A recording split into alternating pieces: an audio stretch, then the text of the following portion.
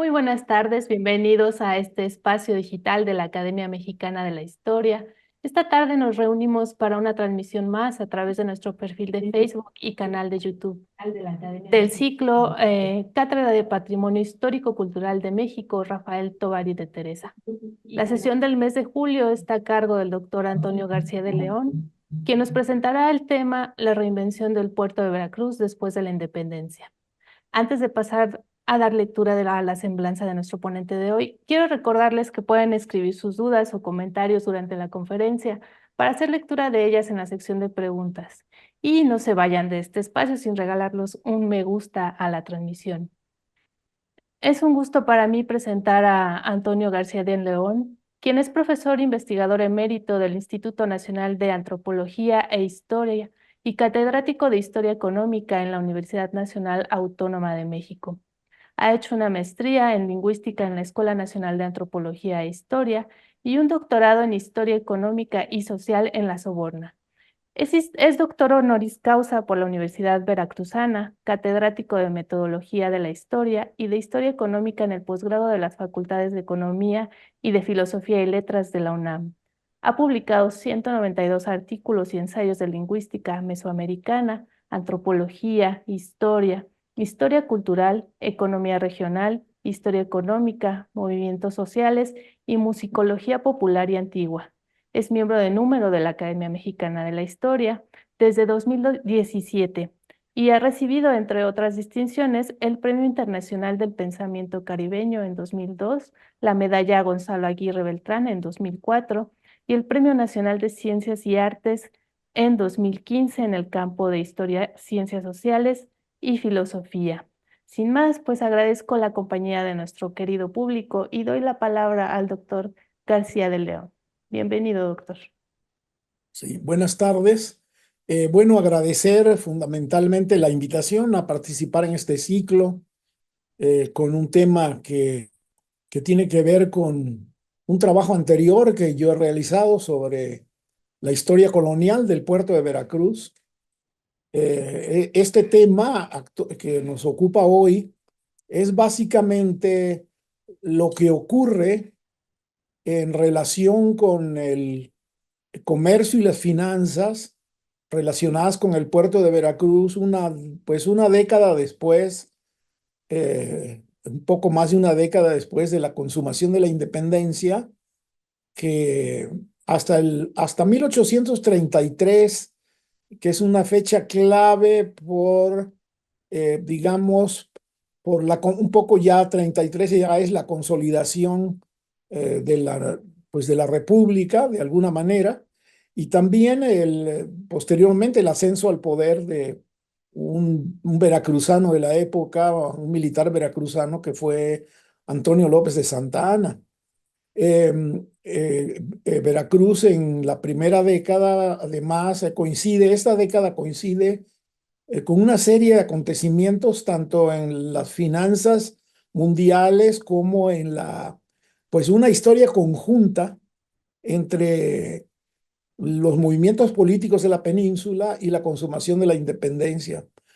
Tomando en cuenta además que la guerra de independencia en Veracruz en realidad duró hasta noviembre de 1825. O sea, Veracruz se constituyó el castillo de San Juan de Ulúa en un bastión de los realistas que trataban de impedir la consumación total de la independencia. O sea que después de 1821, que se consuma la independencia de la Nueva España y el país se consolida como México, todavía tenemos pues 4 años aproximadamente de conflicto con la corona en un solo bastión militar que era el castillo de San Juan de Ulúa.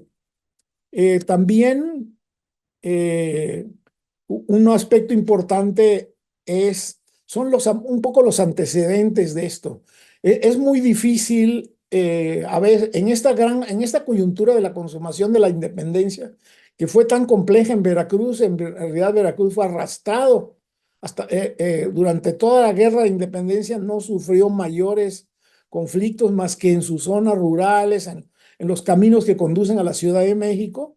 En ciertos momentos estuvo incluso aislado de la Ciudad de México por el cierre del camino principal Veracruz-Jalapa y algunos otros acontecimientos. El castillo de San Juan de Ulúa se convirtió también durante la Guerra de Independencia en una prisión militar sobre todo para un conjunto de, de territorios del Imperio Español que comprenden el Caribe insular, la tierra firme, Venezuela, Colombia y la Florida, Cuba, la Florida y Puerto Rico, que presos de estas regiones fueron conducidos al presidio de San Juan de Ulúa. Sobre esto hay, digamos, muchísima información de todo tipo sobre esto, digamos, algunos personajes que estuvieron allí, recluidos, pero sobre todo resulta difícil abordar el problema posterior a la independencia. Mi trabajo anterior concluye pues prácticamente hacia 1818, pudiéramos decir, cuando yo voy abandonando ya el tema de la historia de Veracruz en un trabajo pues que comprende publicado ya alrededor de 1000 páginas sobre los siglos XVI, XVII, XVIII, contando además con los archivos de la época colonial, que son muy complejos, muy variados y muy ricos, tanto en sustancia como en tamaño, vamos a decir, con mucha información en una enorme, por lo menos 60 o 66 fondos del Archivo General de la Nación. Después de la Ciudad de México, creo que Veracruz es uno de los lugares más importantes en el Archivo General de la Nación, aunque la ciudad no haya sido de un gran tamaño. Eso lo que logró Veracruz es tener una importancia estratégica por el comercio mundial, por el comercio exterior. Es decir, estamos ante un puerto que tuvo una grandísima vitalidad, una ciudad pequeña que creció de manera exponencial, sobre todo después de la Guerra de Sucesión que concluye en 1713, que se vio, vamos a decir, beneficiada por el auge de la minería, también por el aumento de la producción de plata en las minas del interior, principalmente la Valenciana, Guanajuato, Pachuca, Real del Monte y otras minas menores, porque toda esta plata, vamos a decir, acuñada principalmente, circuló por el puerto de Veracruz hacia el exterior, ¿verdad? Llegaron a sumar hacia 1805 aproximadamente 23, 24, 25 millones de pesos en plata saliendo por Veracruz. La guerra de independencia significó una ruptura tremenda, porque la producción de plata se detuvo prácticamente. Hay creando una crisis mundial, no solamente, es decir, no solamente en Europa y América, y en el Pacífico, sino también en otros continentes como África o el norte de Europa, etcétera. Es decir, fue un acontecimiento, una detención de la producción de plata. Aunque la producción de plata se convirtió y ya era en ese momento de alguna manera un mito que había sido sobre todo puesto por escrito por el trabajo de Alexander von Humboldt, que había estado en México en 1804 y que había publicado su extenso estudio en donde dio a conocer la existencia de un país maravilloso que tenía una producción de metales preciosos y de plata impresionante, de una riqueza grandísima. Este mito va a ser vamos a decir, este mito va a ser muy explotado principalmente por los inversionistas ingleses para atraer capitales privados hacia la Nueva España. Entonces aquí lo que tenemos pues es una ruptura también ya en términos historiográficos en el tamaño de los archivos y los documentos a partir de 1823.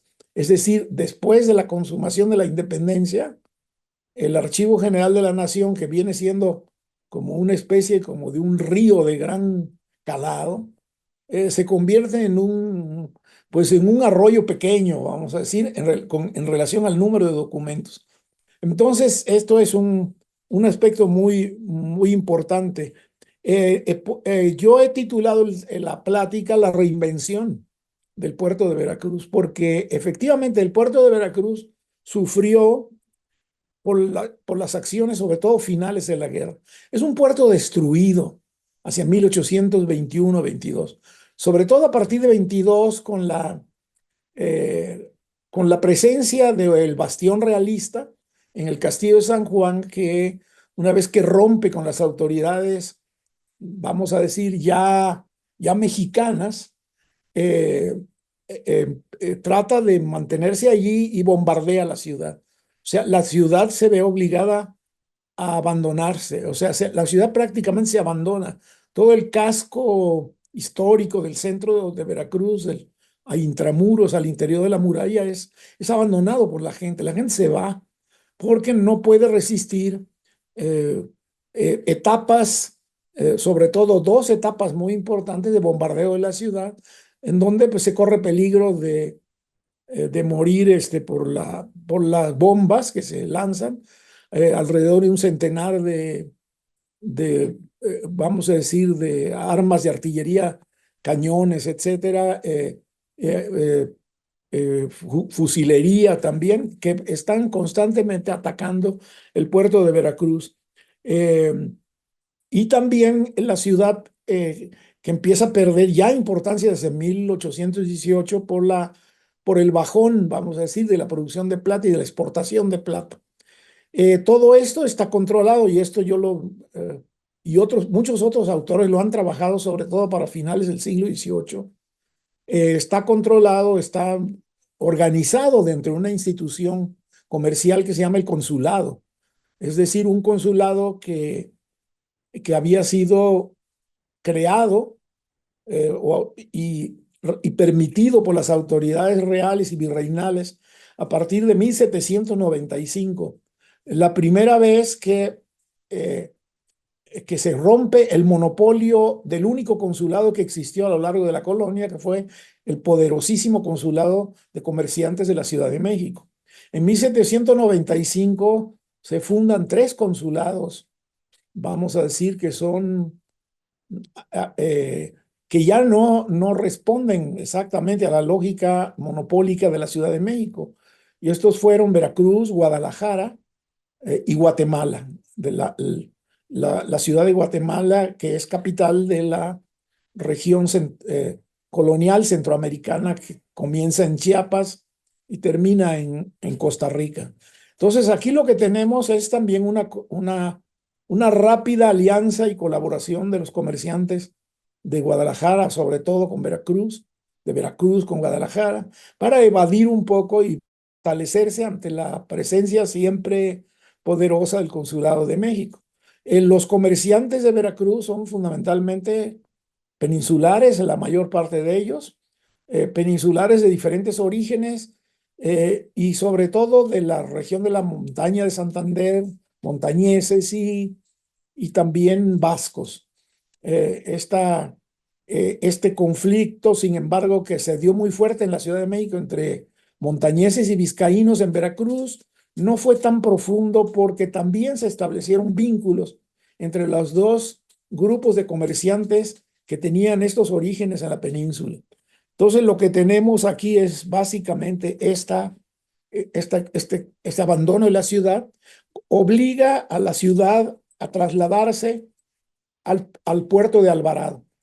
Primero hacer un desembarcadero, vamos a decir, cercano en la bahía de Mocambo, que digamos, un sitio relativamente cercano al sur del puerto de Veracruz, hacia Sotavento, como se llamaba, esta parte sur del puerto.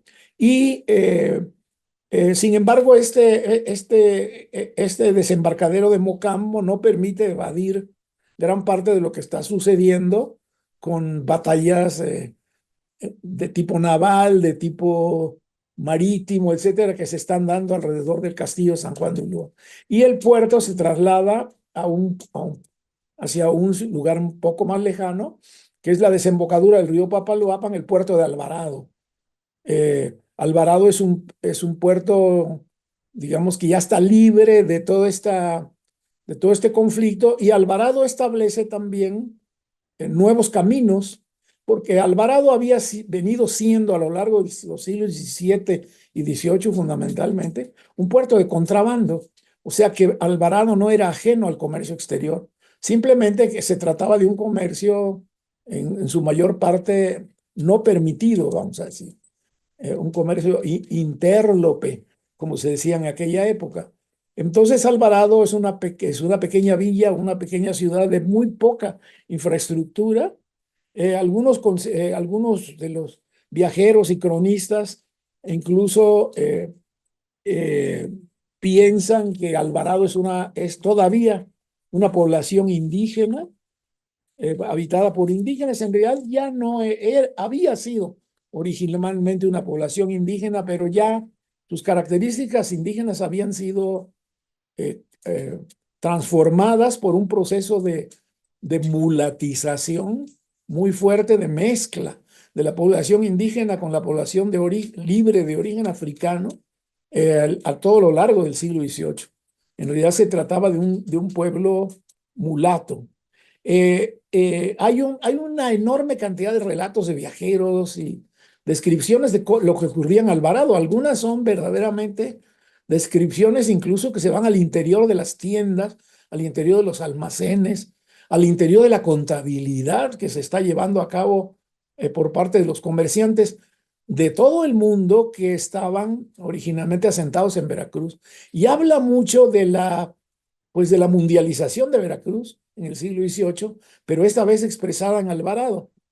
Un espía de origen vasco, sobrino de un comerciante vasco de Veracruz, eh, Echegoyen creo que se llama el comerciante, que después se traslada a Orizaba, es un personaje de la política peninsular en aquellos años y posteriormente las guerras carlistas en España, que se llama Eugenio de Aviraneta e Ibargoyen, que un personaje que fue importantísimo en España como un conspirador, un espía, etcétera, incluso mereció una biografía escrita por Pío Baroja de sus andanzas en España posteriores a la independencia de América. Es un personaje que tuvo mucho contacto con los insurgentes, con los realistas, con los conspiradores americanos, etcétera, pero que en este caso estuvo en Alvarado tratando de ver las posibilidades. Es un agente espía español que está preparando lo que va a ser después, en 1829, la expedición de reconquista de México por el general Barradas, que entra por Tampico. Aquella expedición derrotada por Mier y Terán y Antonio López de Santana en Tampico, en Cerro Gordo, en las inmediaciones de Tampico, una expedición desastrosa en donde incluso estuvo Aviraneta. Aviraneta estuvo antes, en 1822, en Alvarado, cuando el puerto había sido trasladado a Alvarado, y había establecido incluso relaciones políticas con un general realista todo el tiempo, que se había pasado al bando de Iturbide y que era nada más y nada menos un personaje local muy controvertido después, y además que tenía una base social en la primera zona de abasto del puerto de Veracruz, en la región de la Veracruz Nueva, Medellín, Alvarado, Tlaliscoya, ¿no? Una especie de pequeño cacique regional que fue precisamente Antonio López de Santana. Aviraneta dice, tiene un pequeño párrafo que sí se los quiero mostrar, que dice: el comercio entero de Veracruz estaba reconcentrado en aquel punto tan reducido con motivo del asedio del castillo de San Juan de Ulúa, que lo ocupaban todavía los españoles. Esto hacía que Alvarado encerrase por aquel tiempo de 12 a 14 mil almas. es decir, alcanza casi una población idéntica a pues a la población del puerto de Veracruz, digamos, en los inicios del siglo XIX. La mayor parte extranjeros, como ingleses, franceses, alemanes, italianos y muchos angloamericanos, sin contar los españoles y blancos criollos dedicados al comercio. Los comerciantes acaudalados, tanto españoles como extranjeros, se apoderaron de las mejores casas de la población de Alvarado. Y los de mediana fortuna, de los jacales y casucos de paja, a precios fabulosos. Y así todo, la mayor parte de las gentes vivían bajo tiendas de campaña, como si se tratara de un campamento en el desierto de Libia, o en barracones de tabla que iban fabricando a toda prisa con la tablazón que conducían por cargamentos de la Nueva Orleans, y casas de madera que traían los barcos de los Estados Unidos, prefabricadas, ya numeradas, y que se armaban en aquellas plazas. Las muchas conductas de plata que entraban semanalmente en aquel punto de tierra adentro, para embarcarlas a Europa, se depositaban en un terreno ancho que llamaban plaza, formando paredes con los cajones a manera de materiales de piedra de cantera reunida para la construcción de grandes edificios. Tantas riquezas que llegaban a muchos millones de pesos estaban abandonadas y sin guardia, y no hubo ejemplar de la sustracción de un solo cajón en medio de una población sin policía que abrigaba en su seno tantos aventureros de todas las naciones. Mi primera diligencia al día siguiente de mi arribo fue presentarme en casa de los respectivos consignatarios o apoderados de los comerciantes españoles de Burdeos, que en este caso eran pues representados por él. Lo que tenemos pues es básicamente 4 años de comercio en Alvarado, en donde se diversifica y toma otros cauces el comercio. Entonces, la pregunta que yo me he hecho originalmente, no, esto es parte de un trabajo que estoy tratando realmente de recomponer para hacerlo florecer de una manera mucho más grande. Eh, Me he atrevido a usar la palabra reinvención. La reinvención del comercio y la reinvención del puerto de Veracruz, que se inicia a partir de 1826, después de la desocupación de la Plaza del Castillo por parte de los realistas. Entonces, ¿a qué nos referimos cuando hablamos de la reinvención de esa ciudad portuaria que fuera la llave de entrada de la Nueva España? La obligada garganta y paso, dicen los documentos siempre cuando se refieren a Veracruz, el paso obligado de mercancías, personas y plata durante los 3 siglos de la primera mundialización que comenzó en el siglo XVI. ¿A qué se refiere esa reinvención? Pues básicamente a, en medio de la desolación, en medio del despoblamiento y en medio de la destrucción, volver a conformar un núcleo a partir de 1826, un núcleo importante en donde el comercio de Veracruz dedicado, de los comerciantes veracruzanos, dedicado a la exportación, se va a recomponer buscando otras oportunidades de inversión que generalmente están por la misma situación de Veracruz dentro de todo esto, están en la arena de la mundialización del comercio mundial. Es un toma y daca entre el puerto de Veracruz, la Bolsa de Londres, la banca, la Banca de Londres y otras bancas europeas como París, Ámsterdam, el norte de Alemania, la Liga Hanseática, etcétera, que van a participar en esta recomposición del puerto de Veracruz y cuyos comerciantes no eran ajenos, los comerciantes que van a participar, formando diferentes redes, ¿verdad? Por una parte, estas redes ligadas a Sevilla y a Cádiz, sobre todo a Cádiz ya en la época de la Guerra de Independencia, y ligadas también a ciertas, vamos a decir, a ciertos grupos, a ciertas redes familiares que tienen orígenes provincianos en la península.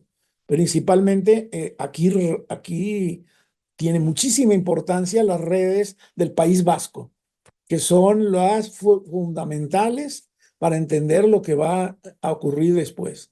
Pero hay otras redes anteriores también muy importantes, como las creadas en la época de José de Galvez, de los Galvez, los grupos andaluces, principalmente de Málaga. Yo diría andaluces irlandeses, que vienen del comercio de vinos de la región de Málaga. En este caso tenemos un personaje muy especial que es el que había sido prior del consulado de Veracruz, Thomas Murphy, de padre irlandés y de madre andaluza, que, que es ciudadano español, vamos a decir, residente en Veracruz y identitariamente autoconsiderado como veracruzano, un comerciante veracruzano con orígenes en Málaga y con orígenes en Inglaterra, vamos a decir. Esta es una de los aspectos importantes. 4 años de comercio en Alvarado también, en donde se diversifica todo esto, y con mayor libertad, porque Alvarado construye sus propios caminos hacia el interior, que ya los hace poderosos, porque ya existían redes de contrabando que iban directamente a Alvarado, a la región de Córdoba y Orizaba, y subían al altiplano usando el segundo camino más importante, que es el camino Veracruz-Córdoba-Orizaba, que son hasta la fecha los dos autopistas que conducen del altiplano a Veracruz, una por Jalapa y otra por Córdoba-Orizaba. Entonces, lo que tenemos aquí son redes vascas, franceses, austriacos o alemanes de la Liga Hanseática, así como el Caribe inmediato, Nueva Orleans, en la Luisiana, La Habana, que es un puerto, es prácticamente la capital, en cierto momento se va a constituir como el punto de abasto, la capital de Veracruz en ciertos momentos posteriores a la independencia. En el sitio del castillo, eh, La Habana y Nueva Orleans son los puntos vamos a decir, de sostenimiento de las tropas realistas en el castillo San Juan de Ulúa. Es decir, están abasteciendo en armas, alimentos, etcétera, por mar, el castillo de San Juan de Ulúa, que no tiene, aparentemente o legalmente, no tiene comunicación con la tierra firme. Aunque hay que decir también que en la pequeña cotidianidad, pequeños comerciantes de la ribera de Veracruz y de sus zonas aledañas llegan a constituir incluso durante la ocupación realista, durante esa guerra final que se da por la independencia, llegan a constituir incluso un pequeño tianguis al interior de San Juan de Ulúa. O sea, las pequeñas personas, los pequeños comerciantes, los pequeños buhoneros, traficantes, contrabandistas, etcétera, hacen su tianguis al interior del castillo y permitiendo también que las tropas se abastezcan, etcétera.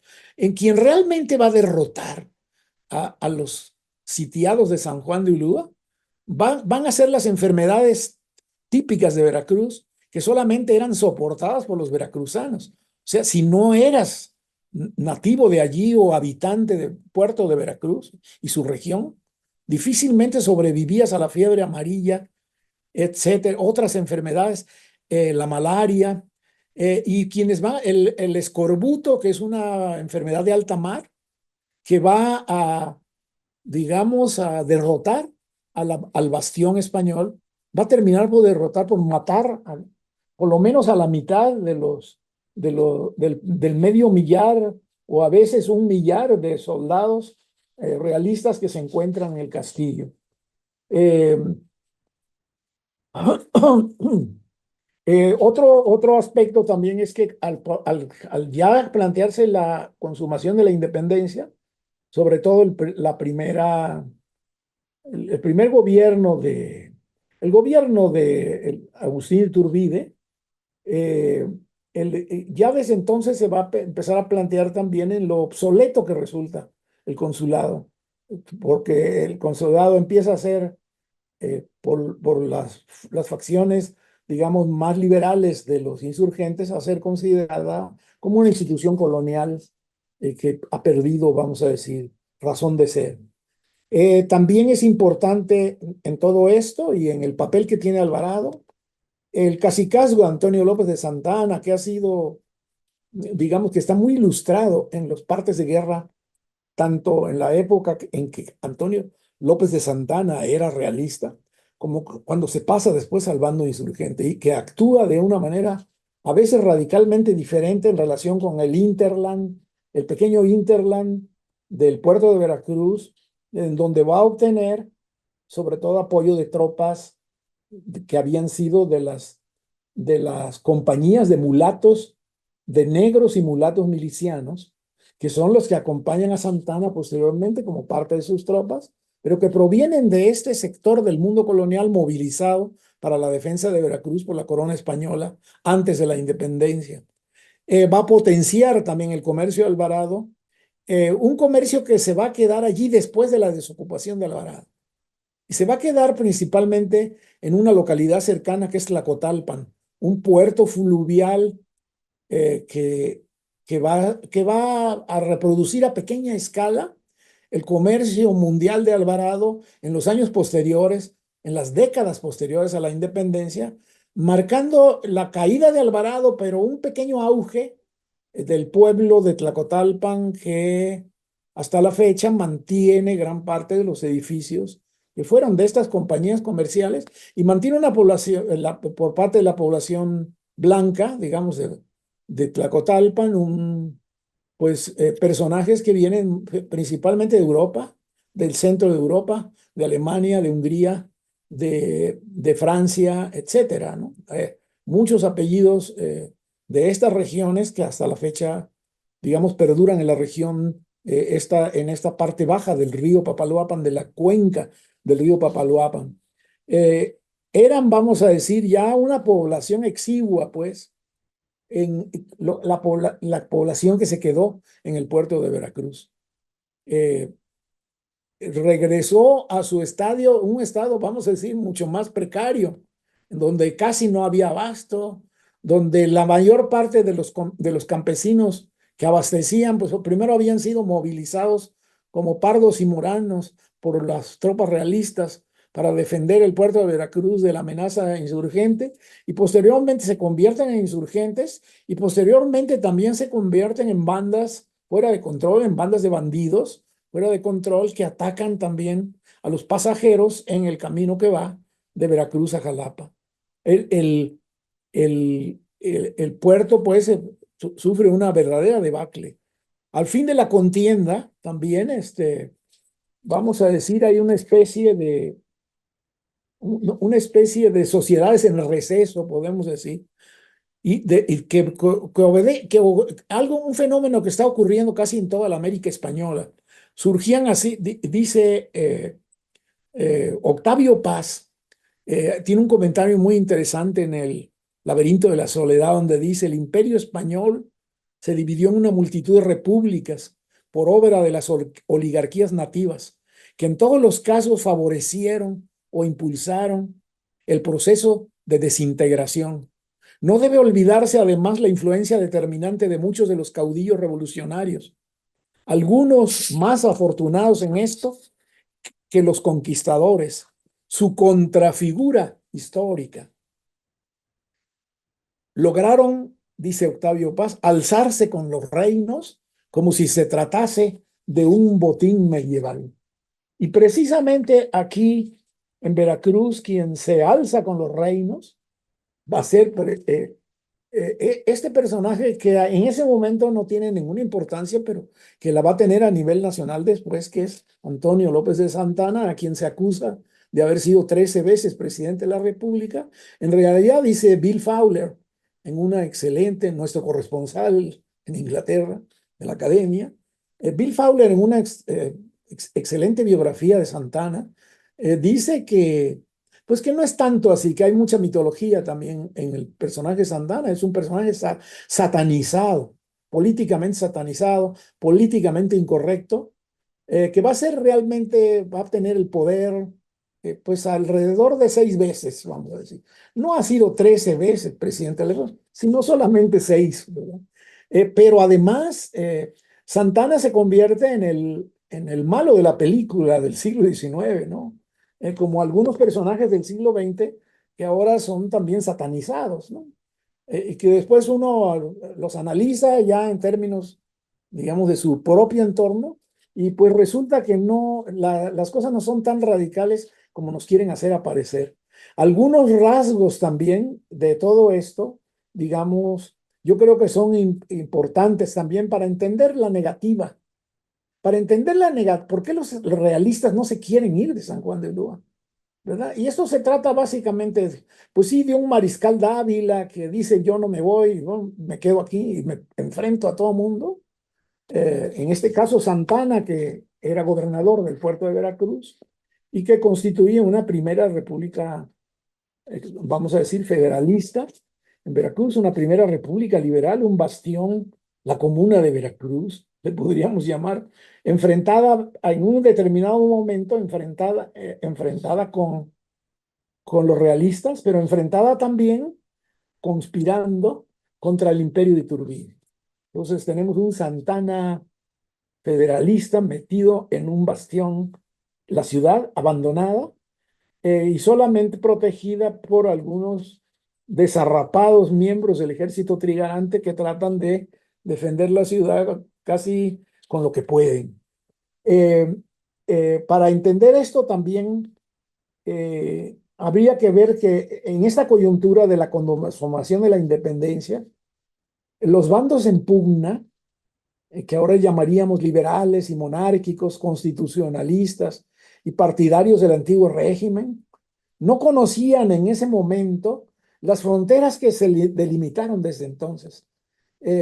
Solemos ver la independencia como un fenómeno nacional, como que si fuera una gesta nacional. Es decir, toda la historiografía nacionalista posterior ha engrandecido, ¿no?, a los héroes de la independencia, etcétera, como si ya tuvieran el sello, la marca de la mexicanidad metida hasta el tuétano, los huesos, y que no tuvieran ninguna relación con el mundo exterior, cuando en realidad estamos viendo un fenómeno mucho más complejo.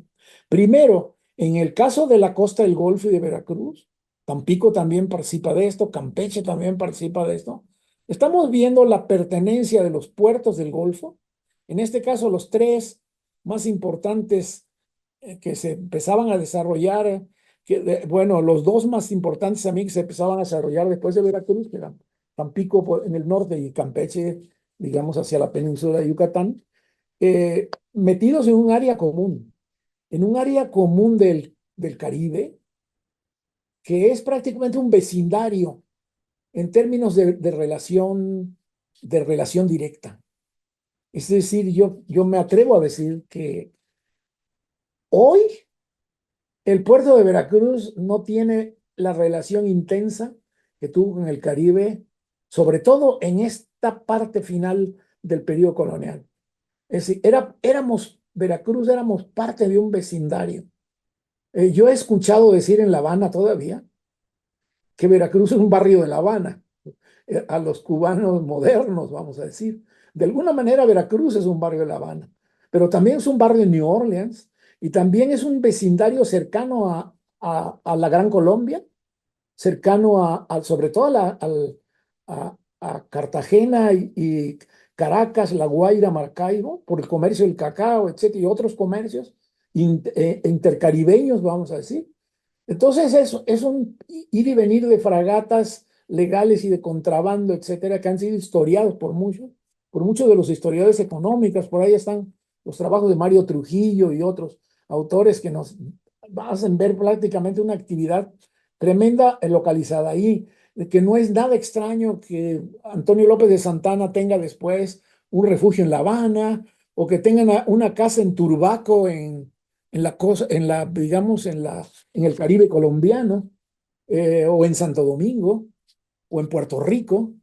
Es decir, tenemos una relación inmensa, es decir, Veracruz formando parte de un vecindario caribeño, ocupado por comerciantes peninsulares principalmente, pero ya sobre todo sujeto a la hegemonía de Inglaterra y después del comercio neutral a principios del siglo XIX, sujeto al comercio de Inglaterra y de sus socios americanos, los norteamericanos, gringos, que van a ser aliados de los ingleses, poderosamente aliados durante la época, que coincide esto con la época de la guerra, anterior a la guerra de independencia, durante y después también de la guerra de independencia. Es un área común. Ahora es difícil entender esto. Recordemos además que después de todas esas historias patrias, vamos a decir, que han de alguna manera nublado nuestro entendimiento, pues a veces partimos de lo que se nos... Yo al menos he abordado, me cuesta mucho trabajo entender la independencia en esos términos, porque a mí en la escuela pública me enseñaron otra historia, ¿no? Que una historia gloriosa donde nosotros no teníamos nada que ver con eso y estábamos ya con una intención previa independizándonos de España, ¿verdad? Aquí habría que decir que la hegemonía de España pues era una hegemonía política, que la hegemonía económica no la ejercía el Imperio Español tan claramente, sobre todo en el caso del puerto de Veracruz, que gran parte de la guerra de independencia fue financiada por el capital inglés también. O sea, decir que la compañía Gordon and Murphy, yo me he atrevido a decir en mi libro de Veracruz, la compañía Gordon and Murphy de William Gordon en la City de Londres, por un lado, y su socio comercial, Thomas Murphy, el principal comerciante político del puerto de Veracruz, financian muchos aspectos de la guerra de independencia, desde la constitución de los Guadalupes, desde la famosa expedición de Francisco Javier Mina, Fray Servando Teresa de Mier, que salen de Inglaterra, donde se fragua este arribo de Francisco Javier Mina para ayudar a los insurgentes mexicanos, pues se fragua en la City de Londres, viven en la casa de William Gordon, como lo ha demostrado también en su biografía sobre Fray Servando, Christopher Domínguez, que ha hecho, digamos que ha hecho un trabajo documental también que permite ver esa vecindad, vamos a decir, con el comercio inglés, con el capital inglés, que está financiando todos estos. Y en un determinado momento, Murphy se convierte en el agente inglés. El agente inglés, comerciante veracruzano, este, amigo clandestino, realista, pero amigo clandestino de los insurgentes, que después de alguna manera va a ser tolerado e incluso premiado por Agustín de Iturbide y Guadalupe Victoria, etcétera, que lo conocen perfectamente. Es decir, hay una connivencia de ese comercio anglo-norteamericano, español veracruzano con todo esto. Recordemos también, y aparte de todo eso, vamos a ver también que la guerra de independencia no es un hecho aislado, sino que también depende mucho de los ires y venires de lo que está ocurriendo en España. Es decir, es producto de los conflictos entre constitucionalistas y monárquicos en España, que por un lado están a favor de la represión de las independencias americanas, pero que por el otro lado están participando, incluso militares liberales como Francisco Javier Mina, están participando en los procesos americanos. Es decir, que aquí lo que tenemos es una cosa de mayor tamaño.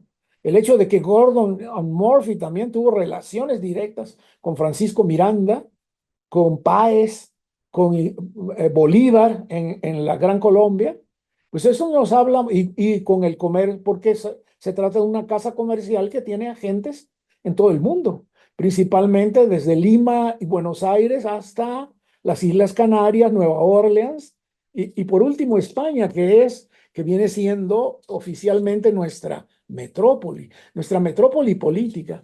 Nuestra metrópoli económica en 1820, 22, 23, incluso mucho antes, nuestra metrópoli económica es Londres. Siento mucho decirlo.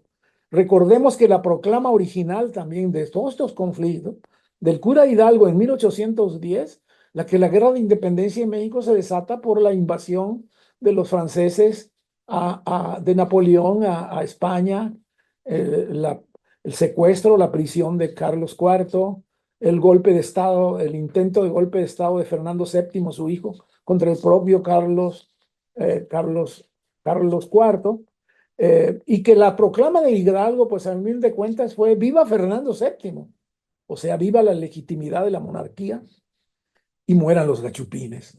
¿Quiénes son los gachupines? Pues los conservadores peninsulares que viven en México. No todos los peninsulares son conservadores, también. Eso hay que decirlo.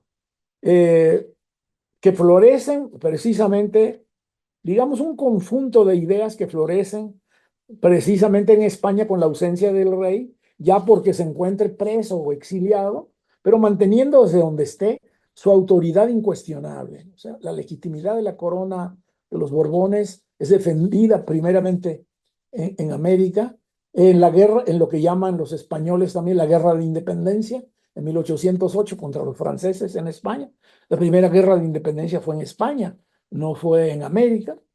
Y cuando los franceses imponen un soberano espurio, o sea, aquel hermano de Napoleón Bonaparte, Pepe Botella, ese movimiento liberal y de restauración del monarca se desarrolla en ambos lados del Atlántico, entre los súbditos de la península y los de la América hispánica, es decir, entre quienes se consideraban miembros de, de algo que difícilmente puede ser definido como una potencia colonialista en términos ingleses, vamos a decir, sino más bien, y también es difícil llamarlo un imperio ya tan agujerado, vamos a decir, que ya es su herencia es una red de agujeros, como decían los aztecas de sí mismos en el siglo XVI. Se trata de un conglomerado más bien, de una unidad mucho mayor que era el Imperio Español y su pretendida legitimidad general sobre la totalidad de un extenso territorio que no se limita a los aspectos políticos, sino que tiene que ver con la religión, con la cultura, con las costumbres, con la vida cotidiana, etcétera. Formábamos parte de un conglomerado mucho más complejo del que generalmente uno piensa. En ese momento, en una España dispersa, en decadencia y en crisis, la Constitución de Cádiz y sus diputados en 1812 representó un momento de reconocimiento de los impulsos republicanos de todo el imperio, a ambos lados del Atlántico, ligados muchos a los sectores liberales del comercio mundial. Personajes como López de Cancelada, por ejemplo, diputado a Cortes, un diputado mexicano, defendiendo allí las tesis proteccionistas y las inconveniencias del comercio libre con Inglaterra y los Estados Unidos.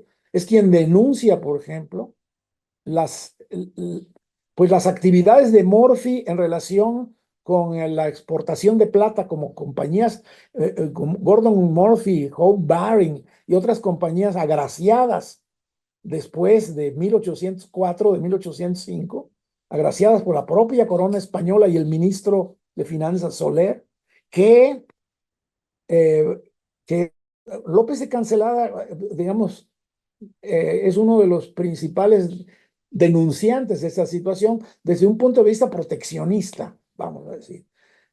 Thomas Murphy representa lo contrario, el comercio libre, o para decirlo en su sintaxis anglosajona, el libre comercio. O Tomás Murphy, este agente inglés y prior del consulado de Veracruz, en el Congreso Español, en otro Congreso, el Congreso Español en 1822, a donde se traslada Morphy abandona México en 1821, cuando sus amigos, Guadalupe Victoria, Agustín de Iturbide, toman el poder para ir a representar a México, en este caso a Veracruz, en el Congreso en 1822. Abandona México desde entonces, y una serie de peripecias de vinculación de él con el norte de Alemania, con Ámsterdam, con visita Francia, al rey de Francia, etcétera.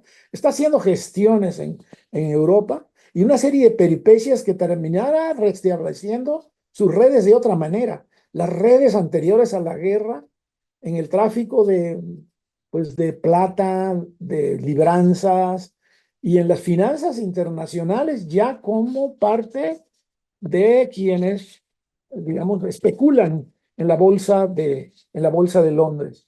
Y como se trata de un solo conglomerado, que ahora es difícil apreciar porque nuestras historias nacionales nos han separado indefectiblemente de aquella metrópoli y de Hispanoamérica también, nos han separado de estos patios interiores que había en el norte, Centroamérica, Norteamérica, Centroamérica, el Caribe, Sudamérica, el Perú principalmente también, que también vive la mitología del Potosí y del oro y la plata, etcétera, y también tiene agentes comerciales. Morphy tiene a uno de sus hermanos, incluso allí en Lima, ¿verdad? Mantienen una comunicación lenta, pero compacta. Es una comunicación lenta por las características tecnológicas de la época, porque si hubieran tenido internet, hubieran estado más conectados que nunca, pero es muy compacta, forman un todo intercomunicado, hecho de comercio marítimo, usos y costumbres, intercambios familiares. Morphy está emparentado a través del virrey Azanza, está emparentado con Godoy, el valido, el principal, también una persona políticamente incorrecta en aquella época, Carlos Godoy, que se convierte en una especie de poder detrás del trono en España. Asimismo, en las guerras de independencia de la América Española, pues encontramos partidarios de la independencia entre españoles, criollos, mestizos y castas. Lo mismo que partidarios del rey o realistas, igualmente entre españoles, criollos, mestizos y castas. Así que depende de cómo les haya ido en, en toda esta historia.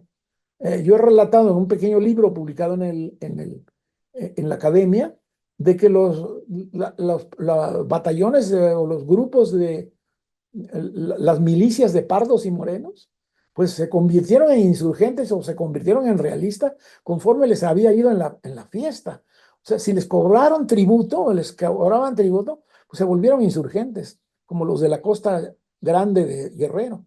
Pero si no les cobraban impuestos, pues se volvieron realistas, como los de la Costa Chica de Guerrero, por ejemplo. Y así en cada región, digamos, depende de cómo les había ido en todo esto, habían tomado estos bandos.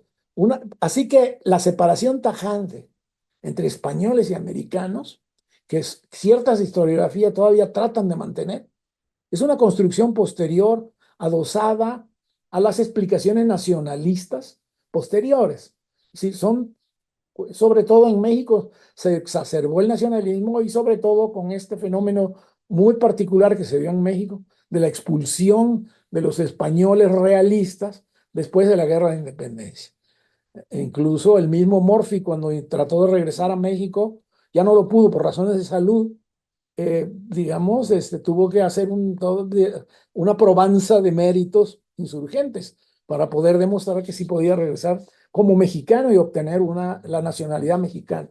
La participación de todos en los debates de las Cortes sigue manteniendo hasta 1822, por lo menos, la común defensa de posiciones ante el comercio mundial, mientras los países centrales se disputan los restos de lo que las guerras de independencia van dejando a su paso.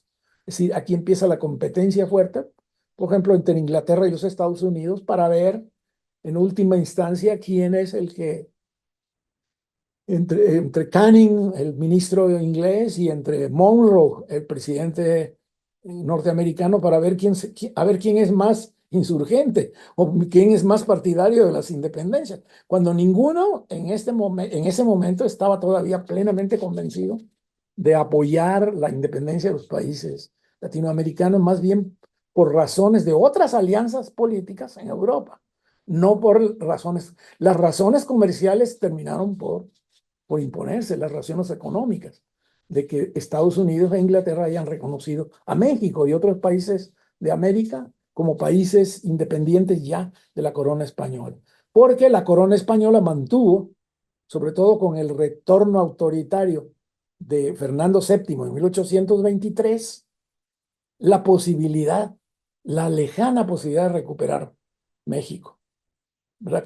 Que Fernando VII no abandonó nunca, y que, bueno, causó la famosa invasión de 1829, la desastrosa invasión española de 1829 en Tampico. Entonces, aquí también surgen pues todo esto que viene caracterizando la política mexicana después, ¿no? Incluso en el siglo XX, como está tratando de establecer, por ejemplo, cuando Agustín de Iturbide, el 24 de febrero de 21, se proclama el Plan de Iguala para consumar la separación, bajo una idea que también proviene de esas vinculaciones con España, tratando de establecer en México, imagínense, una monarquía constitucional, que en sí mismo es una contradicción. Es como el Partido Revolucionario Institucional, que también es una contradicción en el 20, ¿verdad? Un partido que es revolucionario al mismo tiempo institucional. Pues aquí un partido que es a la vez monárquico y a la vez constitucional, cuando toda la lucha constitucional de la época está en contra de las monarquías. En una frase que es muy contradictoria, o todavía peor, una monarquía constitucional moderada. Es decir, moderada quiere decir bajo la autoridad última de Fernando VII o de algún otro rey de la Casa de Borbón que pueda aparecer sustituyéndolo si Fernando VII desaparece. El sitio de Veracruz, pues un poco vamos a decir, se explica en ese contexto.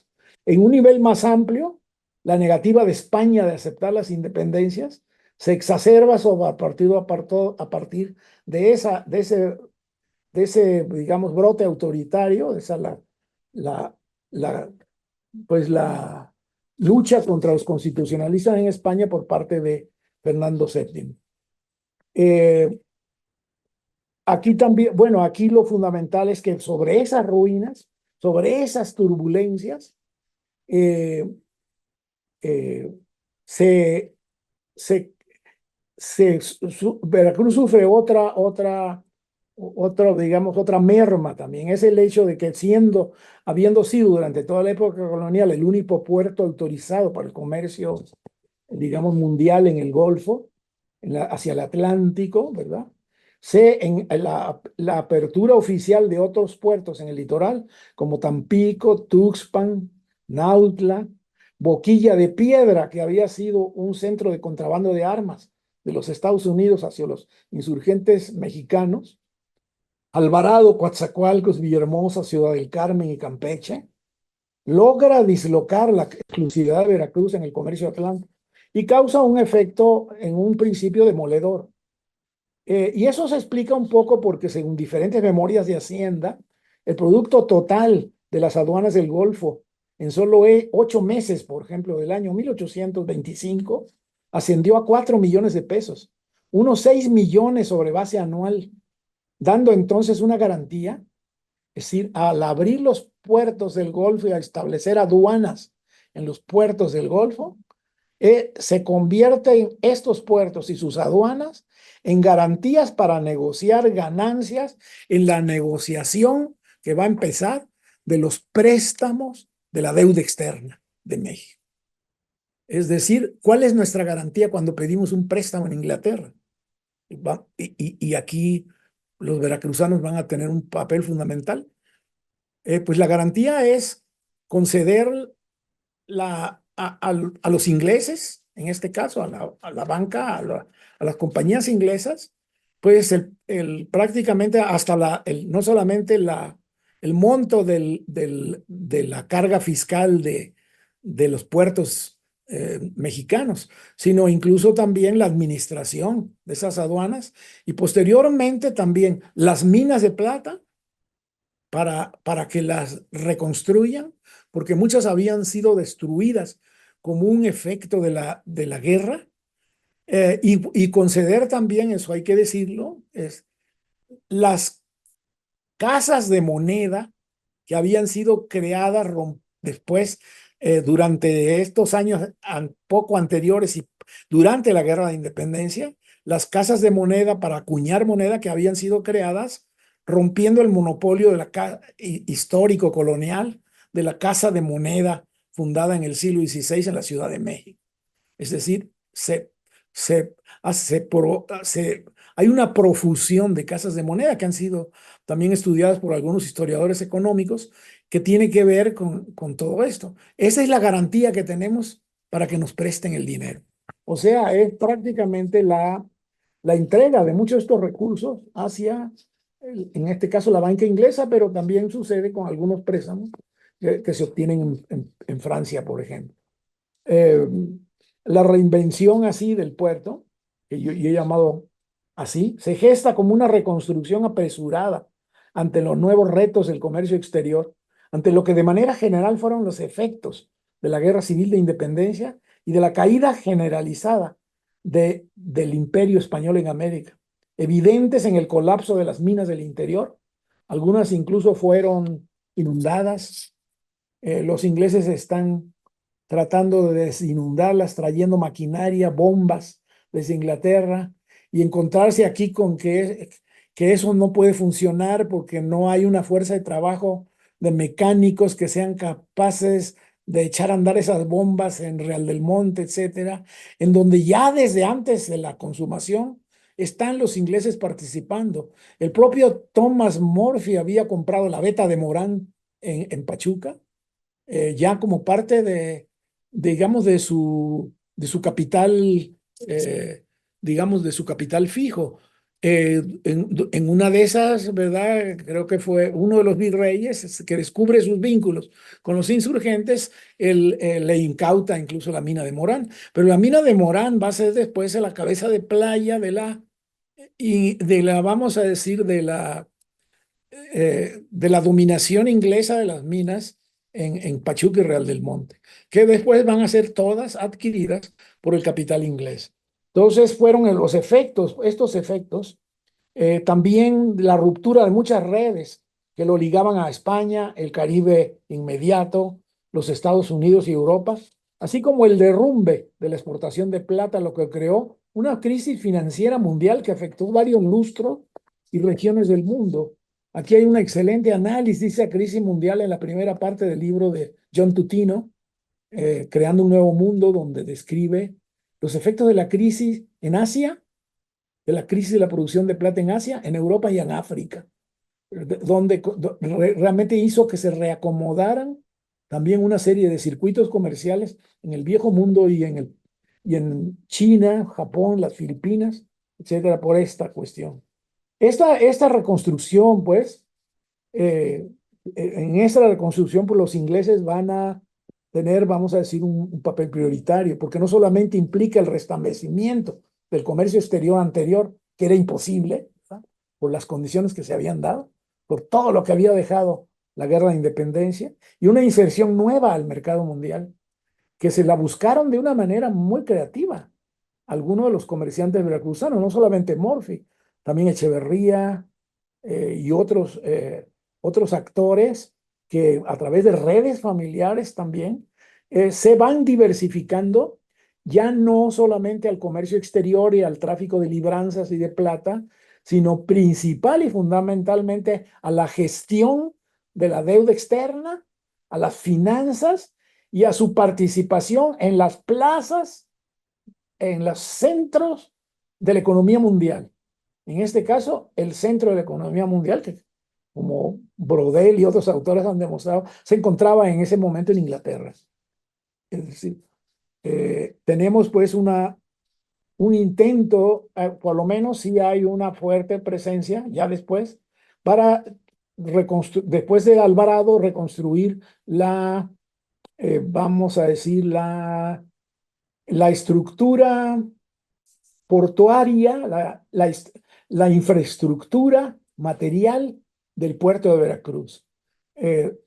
Renovación de las grúas, renovación de los muelles, renovación de las bodegas, digamos, de los dockers, ¿verdad? De los almacenes, de toda la infraestructura. Y allí participa los antiguos miembros del Consulado de Veracruz, los ingleses, los norteamericanos, el Consulado de México, a donde también se traslada gran parte del comercio de estos dirigentes comerciales que no solamente, digamos, se meten en las finanzas internacionales, sino que también se diversifican y se van también a la Ciudad de México. Aquí vamos a tener, pues, una situación de reconstrucción acelerada, pero también de reorientación de las actividades económicas de esta élite, vamos a decir, de esta élite, de esta nueva élite que tiene sobre todo un recambio generacional. Esto es uno de los aspectos más interesantes digamos, de toda esta reconstrucción. Aquí, por ejemplo, destacan, primeramente, ya en esta nueva fase, a partir de 23, pero sobre todo a partir de 26, cuando se recupera la infraestructura del puerto, vamos a tener pues, a Thomas Murphy I y Thomas Murphy II, el hijo de Thomas Murphy, también llamado Thomas Murphy, ya nacido en Veracruz, que va a ser parte del grupo conservador hasta su muerte. Terminó siendo ministro de Hacienda del Imperio de Maximiliano, ¿verdad? Murió en Bélgica, siendo diplomático también del Servicio Exterior de Relaciones Exteriores del Imperio de Maximiliano. Parientes de la red de Echeverría, que había sido socio de Murphy, prestanombre en el consulado desde la época colonial, un tal Francisco de Borja Migoni, que va a ser uno de los corredores de bolsa en Londres, Francisco de Arrillaga, miembro también de las redes, digamos, del País Vasco. ¿Y quiénes son las compañías a las que están ligados? Algunas de ellas están ligados desde Howe Baring, Gordon and Murphy, etcétera, anteriores a la independencia, pero van a ser nuevas compañías, algunas norteamericanas, pero principalmente inglesas: Barclay, Herring, Richardson and Company, Goldschmidt. Es decir, todo esto que ha sido estudiado por varios autores, Mayer, etcétera, que han trabajado esta temática, los nuevos agiotistas también, ¿verdad? Que han sido trabajados en la compilación sobre el siglo XIX, particularmente en un trabajo de Margarita Urías Hermosillo sobre los orígenes de la burguesía financiera mexicana. Es un trabajo muy bonito donde además se analiza el caso de Escandón. Escandón también estaría en este caso, Manuel Escandón, que junto con Surutuzu y Garay se encargan del transporte, primero del transporte entre la Ciudad de México y Veracruz, primero las diligencias, construyen una red de diligencias que van de México a...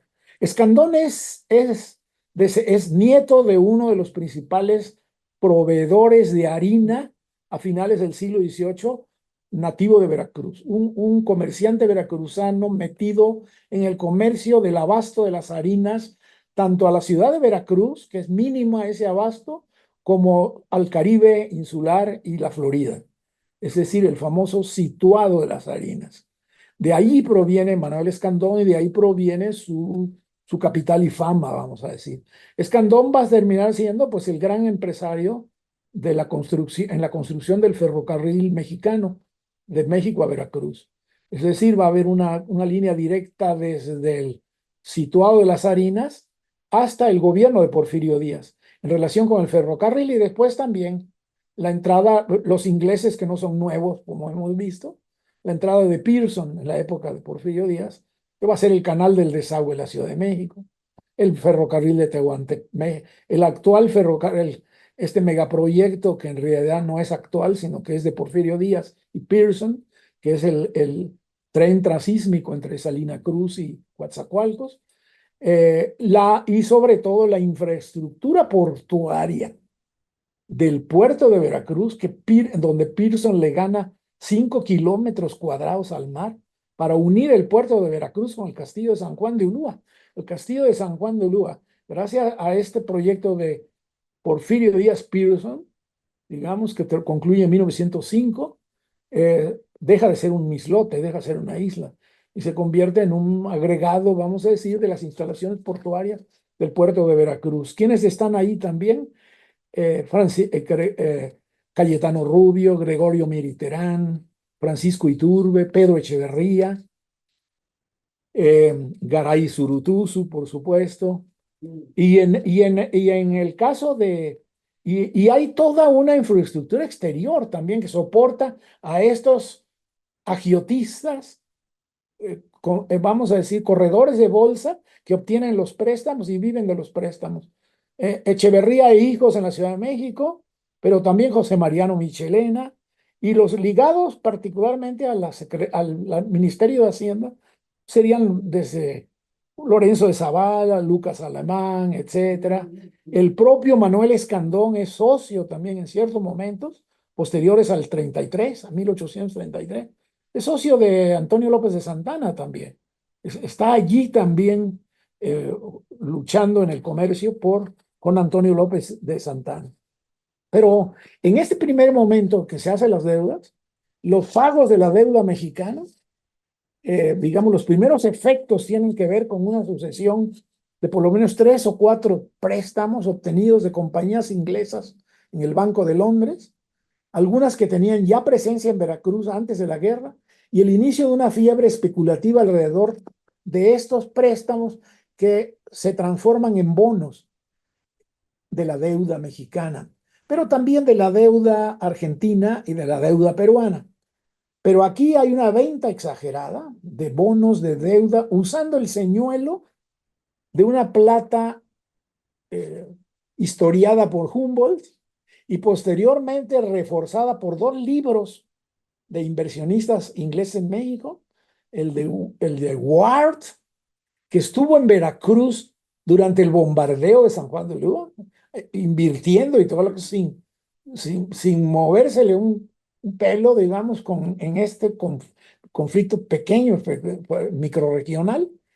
Ward, que tiene un libro excelente un libro excelente, un nuevo Humboldt, vamos a decir, su libro sobre las posibilidades de inversión inglesa en México, y otro es Bullock. Bullock, que también hace otro pequeño libro donde habla de la maravilla, de la utopía, de la plata, de una plata que materialmente es ya inexistente, en el sentido de que está costando mucho trabajo y dinero volver a reciclar estas minas que hasta muy posteriormente llegaron a tener una producción más o menos similar a la que habían tenido en 1805, es decir, antes de la independencia. Que escapa también aquí, pero aquí hay un fenómeno que va a escapar a todo esto, que se va a desarrollar a propósito de esta venta desaforada de bonos, que es la caída de la Bolsa de Londres en 1825, finales de 25, principios de 26. Es decir, la bolsa se derrumba, ¿verdad? Como aquel 1720, aquella caída que también Adam Smith atribuyó a la South Sea Company, que comerciaba esclavos en México y otros países de la América Latina. Ellos tienen la culpa, dice Adam Smith, de la caída de los bonos en 1720. Pues aquí también México va a tener, Argentina y Perú van a tener un papel preponderante en sus deudas, en la caída de la bolsa, a la crisis que va a llevar también a una suspensión de pagos de la deuda externa latinoamericanas, estas deudas externas, en particular de México, que van a generar pues esta crisis londinense del 25-26. Sufren pues una quiebra definitiva. Muchas de las compañías que prestaron en ese momento, Richardson, etcétera, sufren una quiebra definitiva o se tienen que recomponer a partir de la quiebra e integrarse desde 1828 a otras actividades, también recomponerse en Londres para poder, y México en la imposibilidad de, primero la imposibilidad de pagar, después el hecho de que, bueno, se le va a dar una prórroga para que pueda pagar, y después eso se va a negociar en 29 también, 28, 29, con el gobierno de Bustamante para ver de qué manera, pues, las minas y las aduanas, e incluso un proyecto de venta que nos va a llevar a la pérdida de Texas, que es la venta de tierras en Texas para los colonos anglosajones, que van a terminar haciendo de Texas una república y posteriormente un estado, digamos, de la Unión Americana, en la guerra del 47, el origen también de las posteriores invasiones imperialistas de México por parte de Francia y Napoleón III, primero la guerra de los pasteles, luego Napoleón III, de Francia a los Estados Unidos, que en la famosa guerra del 47, y después el papel que van a jugar allí también, todos estos actores ligados a Veracruz, entre ellos Antonio López de Santana y otros, a partir pues de una situación crítica del 26 que va a llevar a los países deudores de América que se ven arrastrados por esta caída de la bolsa y que obliga al gobierno a obtener fondos de otras partes. Aquí hay un aspecto interesante que es que también tiene antecedentes en Veracruz, así como el liberalismo mexicano del 19 tiene antecedentes en el consulado de Veracruz, porque los principales impulsores, muchos de los impulsores de la reforma del 54 fueron veracruzanos. Los hermanos Lerdo de Tejada, que son precisamente nietos por la vía materna de un intendente de Veracruz, Miguel del Corral, que fue un intendente liberal en Veracruz en la época de las reformas borbónicas, que se incluso incautó bienes de la iglesia en Veracruz en 1777. O sea, un liberal puro y duro, abuelito de los Lerdo de Tejada. Los famosos dirigentes, pues, digamos, los liberales puros del 54, que están inspirados en algo que empieza también con esta crisis de Londres. ¿Por qué? Porque después del 26, el gobierno para pagar la deuda, el gobierno de México para pagar la deuda, intenta, digamos, incautar bienes, propiedades y algunas transacciones de la Iglesia Católica para obtener fondos de manera forzada. Es decir, préstamos forzados a la Iglesia y si no los quieren dar, pues se los incauta. Estas medidas anticlericales en realidad venían de muy atrás. En el caso de Veracruz venían de este conflicto que hubo, por ejemplo, entre la Orden de Betlemita y Miguel del Corral en 1777 sobre tierras de los curas en el puerto de Alvarado, precisamente. Eh, Bienes en manos muertas, se vuelve a usar este término que usó Miguel del Corral, los bienes de la iglesia, como se llamaba entonces, según la narrativa de las últimas reformas borbónicas orientadas hacia la expropiación. Así pues, y quiero yo concluir con esto, después de la consumación de la independencia, Veracruz había pasado de ser el principal puerto de la Nueva España. Yo en mi libro de Veracruz digo, pasó de ser una supernova a una enana blanca, es decir, esas estrellas impresionantes que tuvo su máximo esplendor finales del 18, principios del 19, justo antes del Grito de Dolores, a pasar a ser en el siglo XIX una titilante, digo yo, enana blanca. Es decir, una estrella que está allí, pero es producto de una explosión de una gran estrella anterior. A eclipsarse después con una pequeña ciudad deprimida también y decadente, barrida por las epidemias y la pérdida de crecimiento primero. Posteriormente también el año clave de 1833, por la epidemia del cólera que afecta directamente a muchas regiones de América Latina y de México, y particularmente afecta a la población del puerto de Veracruz. Digamos, esta famosa cólera del 33, y por después las invasiones de Estados Unidos y Francia, desprovista después también de su muralla, en aras de liberarla del aire malsano que allí se estacionaba, disminuyendo su población en una crisis permanente prácticamente hasta 1860, hasta el triunfo ya de la Revolución Liberal o la República Restaurada o los inicios del Porfiriato, cuando vuelve a tener la población que alcanzó antes de la Guerra de Independencia. La epidemia aquí, había una tendencia de recuperación que fue bruscamente rota en el 33 por el cólera, pero al mismo tiempo hay un factor asociado al comercio mundial, que es en la década de los 30, otra renovación de las instalaciones del puerto, en este caso financiada por Manuel Escandón, ¿verdad? Por el posterior, digamos, principal causante del ferrocarril mexicano, eh, que renació de alguna manera con gente venida de todas partes por una demanda de fuerza de trabajo para estas actividades, que hacen de Veracruz nuevamente, pues la ciudad que había sido alimentada siempre por la gente de fuera. Posteriormente a la reforma liberal, pues la guerra de Cuba hace llevar mucha fuerza de trabajo de la isla, de La Habana y del interior de Cuba hacia Veracruz. La población y población, parece mentira, ya en los últimos censos del inicio del Porfiriato, donde se habla siempre, la mitología en Veracruz es que había una gran población cubana. Los censos demuestran que había una población más grande que los cubanos, que eran los europeos, pero principalmente franceses, en el puerto de Veracruz. O sea que, y por supuesto, ingleses y norteamericanos. Así fue una recuperación lenta y dolorosa, producto de una nueva composición social, que buscará maneras de convivencia de lo que seguía viniendo de fuera. Pues los que iban llegando eran los que más aportaban, recreando sus lugares de origen, en este caso también después de la expulsión y del fin de las expulsiones, también una gran migración española que prácticamente podemos decir que continuó hasta el siglo XX y estamos ahora en si ustedes van a Veracruz, bueno, gran parte del comercio, de las finanzas, de la vida local, está animada por la migración española que ha sido constante en Veracruz, yo creo que hasta los últimos carnavales.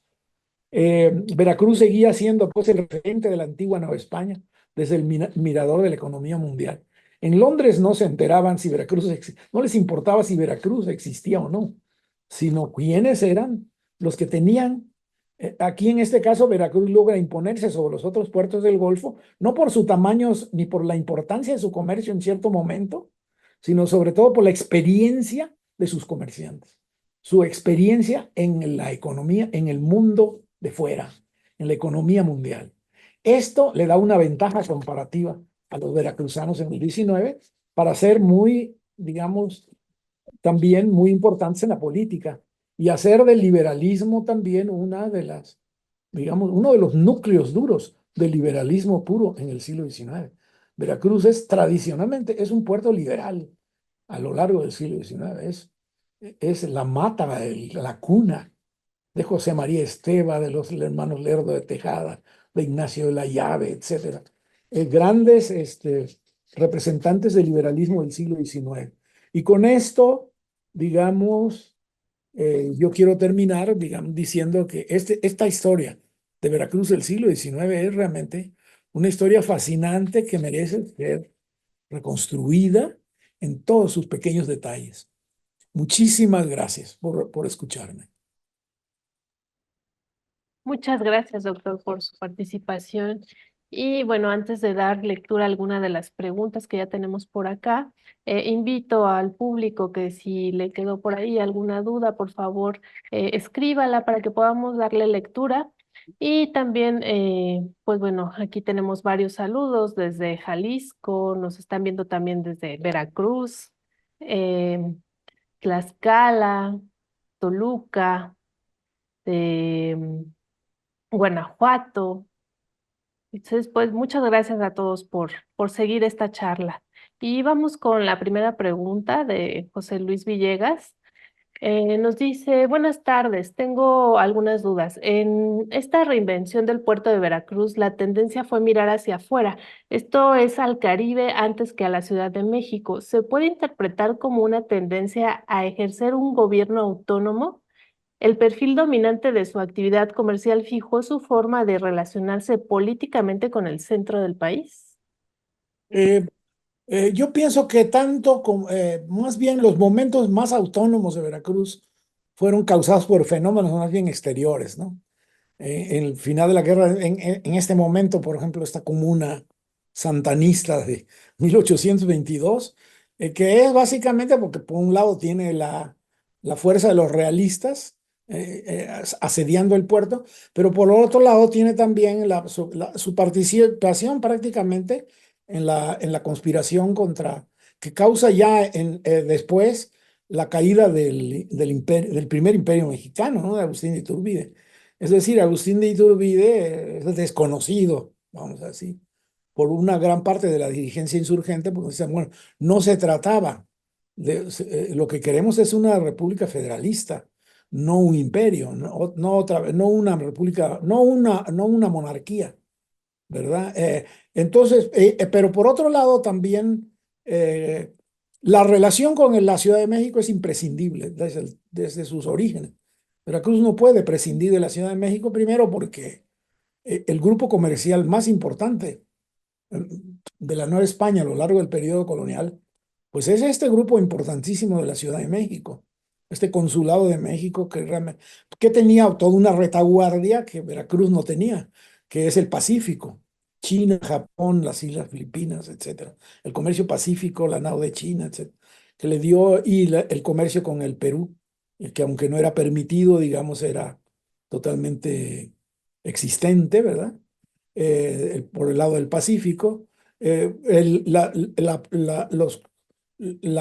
vamos a decir, el control hacia las provincias internas, hacia el norte, y el control hacia el sur también de Oaxaca y Centroamérica.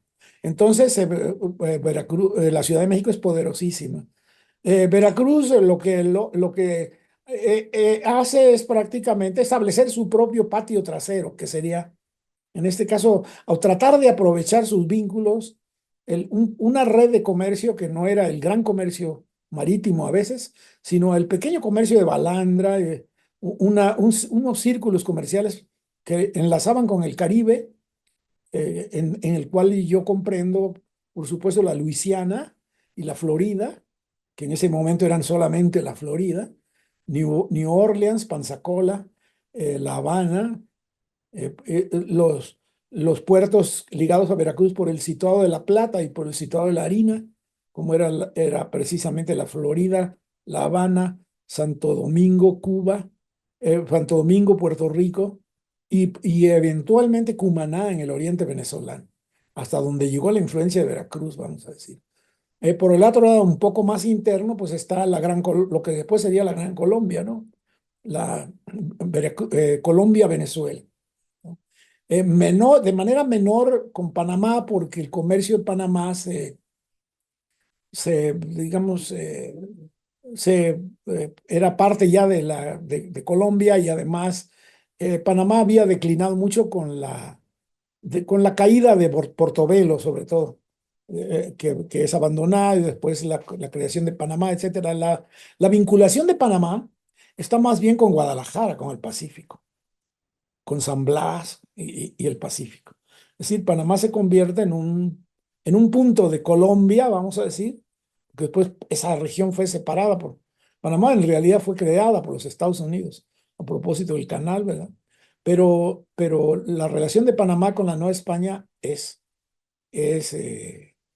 por el Pacífico. Entonces aquí yo trato de responder eso diciendo que sí, cuando la persona que me pregunta dice que la vinculación con el Caribe, sí, es una vinculación antes que nada, es una vinculación muy cultural, no solamente económica.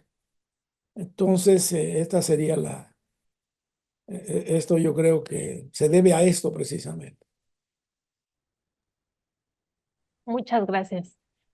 Magu Guerra nos pregunta, ¿qué obras importantes de infraestructura hay por los años de 1830-40 en Veracruz? Pues el problema de Veracruz fue sobre todo porque con los bombardeos de San Juan de Ulúa, gran parte de la infraestructura anterior, que tampoco era muy, vamos a decir, muy apantalladora, el consulado sí había tratado de establecer una, una, una estructura muy importante de, de muelles, bodegas, etcétera, todo lo que necesita un puerto para funcionar. Esto fue destruido por los bombardeos, realmente fue muy golpeado por los bombardeos. El consulado también había tratado de establecer el consulado de Veracruz siempre tuvo un problema y el puerto de Veracruz siempre tuvo un problema que nunca pudo resolver. Se resolvió hasta después de la independencia en función de las nuevas leyes de la nación mexicana, vamos a decir, de la Constitución del 24 y otras constituciones posteriores, es el hecho de que Veracruz estaba cercado, no tenía un fundo legal importante. Veracruz se limitaba prácticamente a intramuros, parte de la zona extramuros del puerto de Veracruz, es decir, se limitaba a una parte de lo que es actualmente el casco urbano de la ciudad de Veracruz. El vecindario inmediato estaba en poder de un mayorazgo que tenía las tierras y que impedía el desarrollo de la agricultura de abasto hacia Veracruz, que fue el mayorazgo de la higuera, contra el consulado siempre trató de destruir. Y posteriormente, lo que hace el consulado es intentar hacer una reforma agraria en esta zona, un reparto de tierras. Es curioso y es paradójico que en uno de los repartos que se hizo, en donde además trataban de fundar pequeños pueblos, hay el caso de un pequeño pueblo llamado La Tunilla, que es creado por el consulado, ¿verdad? Y quien lo destruye es un capitán realista, que se llamaba precisamente Antonio López de Santana, que después va a tener, vamos a decir, va a tener una política absolutamente contraria cuando se pasa al bando insurgente, es Santana el que va a tratar de destruir este cerco. Pero este cerco realmente se logra romper hasta después de la independencia. Esa es una gran limitación. Entonces, también la construcción de un camino seguro desde Veracruz hasta México. El consulado logra hacer un camino de buena calidad hasta el altiplano, prácticamente hasta la región de Tepeaca, Puebla, la región cercana a la ciudad de Puebla. Es decir, el camino era muy bueno. Pero la guerra de independencia también destruyó partes de ese camino. Los insurgentes destruyeron parte de ese camino. Pero algunas construcciones de ese camino perduran, ¿no? El puente nacional, que era el puente del Rey, el puente de Plan del Río, etcétera, son infraestructura portuaria también, que desarrolló el consulado y que siguen allí. La actual autopista Jalapa-Veracruz pasa encima del puente nacional, del puente del Rey que se le llamaban, ahora es nacional, o desde esa época, desde la independencia es nacional. Entonces sí hay una lucha constante por eso. Y todos los viajeros hablan de eso. Afortunadamente tenemos mucha documentación sobre el asunto y además muchos puntos de vista sobre ese asunto por parte de los ingleses, los franceses, los españoles, es decir, hasta alemanes y húngaros que pasan por ahí. Todo mundo se refiere a ese problema de la destrucción del camino, pero ese camino se reconstruye también después por Manuel Escandón, porque Manuel Escandón reconstruye ese camino para su compañía de diligencias, para que las diligencias puedan caminar sin conflicto, desde Veracruz hasta la Ciudad de México. Entonces, la guerra de independencia pues, fue en ese sentido muy adversa porque los insurgentes también destruyeron partes. Hay que decir que algunos comerciantes del consulado como Echeverría y el propio Murphy también tuvieron que subvencionar a los insurgentes, pagar hasta 50,000 pesos anuales a las tropas insurgentes para que dejaran pasar la plata, es decir, para que no asaltaran. Y eran los propios insurgentes y a veces los propios bandidos también sueltos que defendían a La Plata, porque el consulado les daba un moche, vamos a decir, les pasaba dinero para esto. Esta fue la primera relación que tuvo Thomas Murphy, por ejemplo, con la guerra insurgente. Y hay una documentación muy bonita sobre eso en el Public Record Office, toda esta correspondencia sobre la presencia de los insurgentes a partir del levantamiento de Hidalgo en 1810. Eso es también un archivo pues, que habría que trabajar más profundamente sobre ese tema, ¿no? Gran parte de esta documentación y de esta historia está en los archivos de Londres, precisamente, por todas esas razones. Gracias. Ramón Ortiz nos pregunta, en este tiempo de esplendor, ¿qué tanto influye la comunidad indígena y afrodescendiente? Sí, bueno, en esa época, en realidad Veracruz había sido, sobre todo el pequeño, la Veracruz Nueva, la alcaldía mayor de Veracruz Nueva, que comprende las regiones del propio puerto de Veracruz, el mayorazgo de la Higuera o Santa Fe, los pueblos de Medellín, El Tejar, Tlaliscoyan y Alvarado, incluso Tlacotalpan, pertenece también a la Veracruz Nueva, un corredor que va digamos, desde la antigua hasta Tlacotalpan. Este corredor había sido prácticamente, la población indígena había desaparecido en el siglo XVI y XVII, ya había desaparecido, pero renacía en ciertos momentos. En Medellín, por ejemplo, se consideraba a sí mismo una comunidad indígena, pero esto era por razones fiscales, más bien, para no pagar, digamos, para no dar parte de su capital humano, vamos a decir, a las milicias de pardos y morenos. Entonces les convenía ser indígenas y pagar un pequeño tributo. Incluso hay anécdotas sobre esta indianización. Pero en realidad lo que sucede en el siglo XVIII es una profunda mezcla, es un mestizaje profundo. Lo que algunos autores han llamado, sobre todo hay una tesis española, de una historiadora española muy interesante, que habla de la mulatización de esta franja. Es una franja mulata, donde hay algunos negros, la mayor parte, el 99,9% de estos negros y mulatos son libres, no son esclavos. Unos cuantos esclavos son sobre todo del servicio doméstico en la ciudad, en el puerto de Veracruz. Los esclavos en Veracruz están en otra parte, están en la región de Córdoba sobre todo, en la región cañera de Córdoba. Entonces lo que tenemos ahí es el factor indígena. Veracruz es una región, el puerto, en la región inmediata, la Veracruz Nueva, que se le llama, en la colonia, es una franja mulata, no tiene nada que ver casi con la población indígena, aunque se habló el náhuatl en esa zona. Fue un reducto también, fue una avanzada del imperio mexica. El mismo San Juan de Ulúa o la isla de Sacrificio, sabemos, arqueológicamente se sabe eso y por los primeros documentos. Pero en realidad la población indígena en ese pequeño entorno no es importante. Es importante más al interior y más al sur. La población indígena está al interior, vamos a decir, y está sobre todo también hacia el sur en algunas regiones, más hacia el sur, como los Tuxtla o la cuenca del Coatzacoalcos, parte de la cuenca del Papaloapan, pero el Papaloapan también es mulato, ya en el siglo XVIII. En realidad hay pequeñas repúblicas de indios, pero son barrios muy pequeños. El barrio de San Miguel en Tlacotalpan, un barrio de Medellín, un barrio de Tlaliscoyan. En realidad, los que defienden los derechos ancestrales de las tierras indígenas en Tlaliscoyan en el siglo XVIII son mulatos, les conviene llamarse indios para obtener porque tenemos una política indigenista desde la época colonial, no hay que olvidar eso. Nuestro indigenismo mexicano es de origen español, lo impusieron los españoles.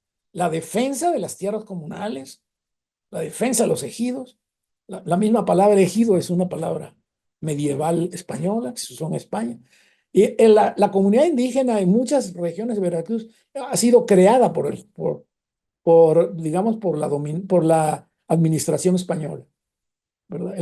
Y hay un ejemplo sería Medellín, otro ejemplo sería Tezechuacán, en la cuenca del Papaloapan. También una comunidad de negros que tiene estatus de comunidad de República de Indios. Por eso es que en 1742 el teatro americano, esta relación que mandó a hacer un virrey en 1742, Villaseñor y Sánchez, es el cronista, dice que raro yo llegué a Tezechuacán, que tengo aquí en mis papeles, República de Indios, y son puros negros. Y entonces ya me platican estos negros que los indios se murieron de una peste de cocolistli y que ellos heredaron la comunidad indígena, ¿no? Y entonces para eso hacen que sus propios dirigentes y caciques afro, vamos, aprendan el náhuatl, que era la lengua que hablaban. En el caso de Medellín, incluso los dirigentes indígenas, entre comillas, de Medellín, mandaron a uno de cuando las cosas se pusieron un poco difíciles con las reformas borbónicas y después de la invasión inglesa a La Habana en 1762, mandaron a sus caciques a Tlaxcala a aprender náhuatl, un curso intensivo de náhuatl en Tlaxcala, y regresaron por ejemplo, un fulano que se llama Juan de la Cruz, regresa a Medellín y ya se llama Juan de la Cruz Xicoténcatl. O sea, incluso adoptó un apellido tlaxcalteca, vamos a decir. Pero no es que tengan relaciones anteriores con Tlaxcala, simplemente que el lugar más cercano y el lugar más importante de los indios más importantes en la época colonial es Tlaxcala, por supuesto. Entonces, ahí hay que ir para obtener legitimidad indígena, digamos. Estos problemas de identidad y de adscripción étnica en el siglo XVIII son interesantísimos en Veracruz, pero no tienen nada que ver con lo que ahora hemos construido los mexicanos sobre los indios y los afrodescendientes. Yo me niego a usar, digamos, estas categorías que vienen más bien del indigenismo mexicano o del Estado mexicano contemporáneo, ¿no? Esto es parte de nuestro complejo de culpa, vamos a decir. Heredamos los mexicanos el complejo de culpa de los españoles hacia los indios, ¿no? Les partimos la madre, les quitamos las tierras, los agredimos militarmente, hasta hoy, ¿verdad? Cercamos a las comunidades indígenas, les imponemos un montón de cosas, las militarizamos, pero pobrecitos, pero tienen derechos, que la autonomía, etcétera. Eso no es cierto, ningún gobierno mexicano ha respetado la autonomía de los indígenas, sobre todo después de la independencia, hasta el día de hoy, 5 de julio de 2024, ¿no? Entonces, esto es bien interesante también, porque a veces solemos ver la historia a partir de nuestros prejuicios actuales, como yo decía de la independencia, ¿no? Que son los españoles malos contra los mexicanos buenos, etcétera. Pues dentro de los mexicanos buenos hay un montón de españoles, y dentro de dentro de los españoles malos hay un montón de mexicanos, ¿no? Entonces, la historia es otra cosa, ¿no? No tiene que ver con la política en ese sentido, o con las construcciones ideológicas actuales, ¿no? Esa sería.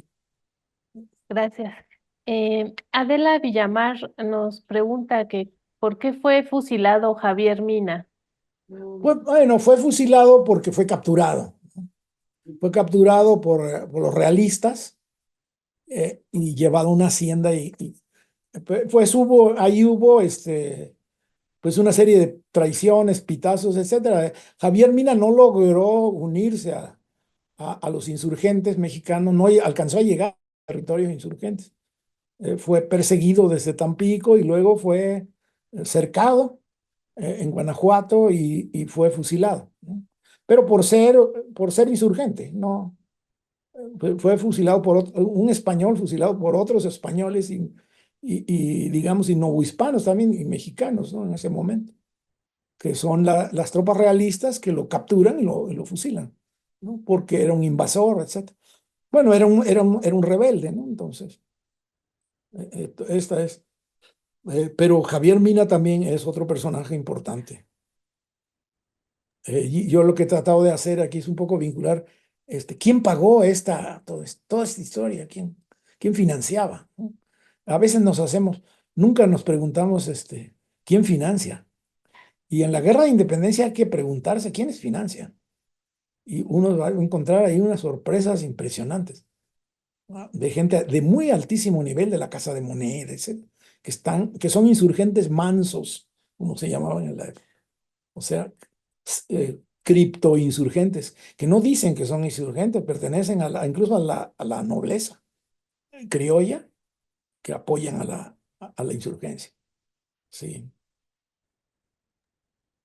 Pues muchas gracias, doctor. En una de las últimas peticiones del público es si puede nombrar alguna de sus obras para que para que ellos puedan buscar y indagar sobre los temas que usted trabaja. Sí, pues principalmente, bueno, yo he escrito sobre varios temas, pero principalmente este trabajo es un poco una continuación de un trabajo de archivo que hice muy largo, durante 10 años, y se publicó como un libro a finales de 2014.